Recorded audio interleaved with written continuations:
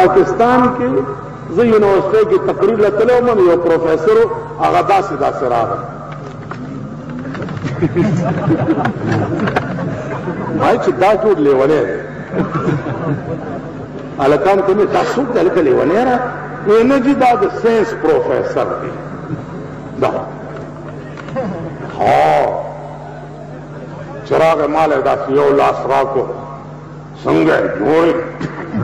ما جي جوړ یې. داسې کېناست، ما له هلکه کوم سبق ویه دلته؟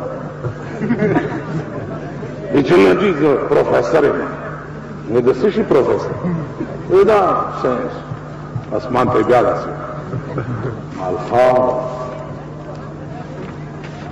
نو ولې چې ساینس خو ډېر اوچت شي؟ مال ساینس ډېر اوچت شي خو د پاکستان نه. پاکستان ساینس اوچت نه. ساینس په پاکستان کې تر اوسه پورې ما منلی نه ساینسدان شته. ټیکنالوجي زمونږ دا صدر صاحب ټیکنالوجي تاسو پوهېږئ؟ ټیکنالوجي وایي هغه مې لیونی شو په ترجمې باچینګړه وایي ټیکنالوجي.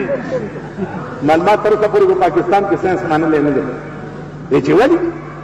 ما ساینس زه د روس منم چې اسمان سره خبرې کوي. ساینس زه د امریکې منم چې اسمان سره خبرې کوي. ساینس زه د چین منم چې ما نه وروسته ازاد شوی دی، روس او امریکا تېرېږي. ساینس زه د برطانیې منم چې د چا ساینس 200 کاله په ما حکومت کړی. پاکستان او ساینس 40 کاله وشو، تا تر اوسه پورې یو مچ نه دی جوړ. ډیبری د بار نه راوغواړې ته په رینچ باندې یا په پلاس ټیټ راټیټ کړي نو بوټ ته ولګوې دا پاکستان یې سمبل دی. دا پاکستان جوړ کړی. پارټس د بار دي، چیسز د بار دی، دوی په د چینجن لرګي باډي وتړي، دا د پاکستان یې سمبل. نو خفه کېږئ ما د ساینس پروفیسران پوه کوي چې کاږه کیڼ مه ځئ په لاره. تاسو خیال راغی تاسو تر اوسه پورې په پاکستان کې نه ساینس کړی دی او نه مینس کړی دی او نه په پاکستان کې زه تر اوسه هېڅ ترقي منم نه. پاکستان کې یو ترقي منم چې د ښځو ازادي ده. تاسو بله ترقي ماته په پاکستان کې وکړه. د ښځو ازادي ده. رشوت که ترقي کړې ده د ښځو د لاسه یې کړې ده. هر سړي په کور کې امبرسری میخه ساتلې، نو چې بار ورته رشوت وانلي د دې میخې ونډه به څنګه پوره کړي؟ تاسو خیال راغی؟ نو یو ترقي په پاکستان کې ده چې د ښځو ازادي ده. زمونږ یو قومي اسمبلی ممبر چېرته ښځو پسې بد ویلي چې دا ښځې ورپسې شوې، نو بیا په اسمبلی کې معافي وغوښته، ښځو نه یې معافي وغوښته. تاسو خیال نو پاکستان ترقي نه ده کړې د ښځو ازادي. ورشئ افغان ریفیجیز ته چې څومره مال راځي د امریکې نه یا د بار ملکونو نه، راشئ چې درته یې وښیم. وروره د اورېدو خبرې نه دي. راشئ چې درته یې وښیم د خلکو نیستی پرې غوڅې شوې. نیستی قسم په خدای دی په یو پرتګي کې افغان ریفیجیز ته راشي چې بیا ځي 3 ورځې په ټرکونو کې مال چلي. دروغ وایم؟ مال یې بیا نه خلاصي. راشئ نیستی پې د خلکو غوڅې. بیا راشئ افغان ریفیجیز باندې کلهام نوابان جایگیردار دا ټول پې حاوي دي. هلکه د دې کابلیانو جوړه ولې نه کوي؟ مال جوړه ځکه نه کوي چې په کابلیانو راوورېږي، په مونږ راوسسي. زمونږ هم ورسره خېټې غوړي دي، خدای دې ټول عمر دلته لري.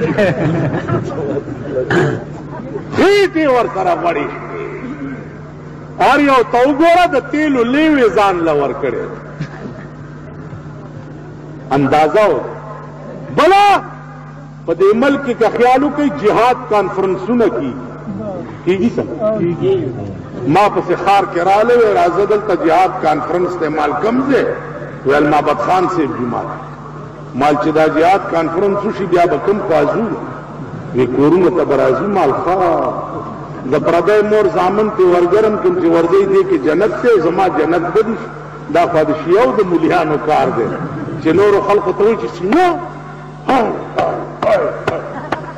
من بکا او ابکا او تباکا علی حسین وجبت له الجنه د دې شیعو یو مولا دی رشید ترابی ورته هغه چې تقریر کوي د مرای بم را پغه او دا ځان بشلی راشلی او دا شیعه به ورته جاړي هغې کمبخت له په خپله جړانه ورته تاسو خیال راغی نو خلق مړ کی پسینې والو مولا یو سپېړه ځان له نه ورکړي جنجیر زنی بیا شیعه مذهب کې دا چې دې کې جنت ته مولا یو پاړه چنار کې مې دا ویلیو چې که شیعه دا ثابت کړه چې پسینه والو په زنځیرونو والو کې جنت ته دوی کمیس وباسي زه ورسره پرتوګم وباسي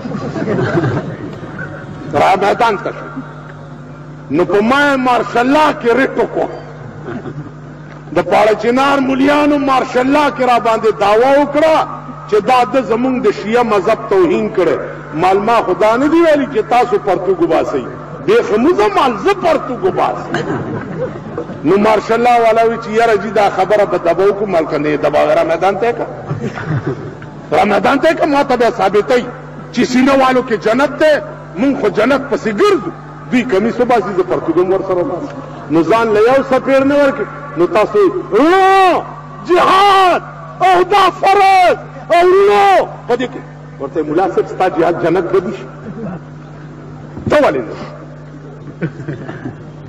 د لور مې د میړه مري او د زوی مې د عورت ته او زه دې پکې ګرځم سلامت د پردی مور زامن دې پې ورځي جنت ته دي او ستا جنت به دي ورته ملا صاحب په آرام کښېنه کړک به نه کې که جنت یې پکې نو ته مخکې شه مونږ درپسې یو داسې ده که نه ده نن په دې خبرم دنیا دوکه ها افغان مجاهد منم کباب روس غوندې عظیم طاقت نن هغه د افغان د غرونو شډلو مسلمانانو راټینګ کړی دا زه ورته خو هر څه خېټې دپاره کوي تاسو وایئ په ایمان چې مړی وشي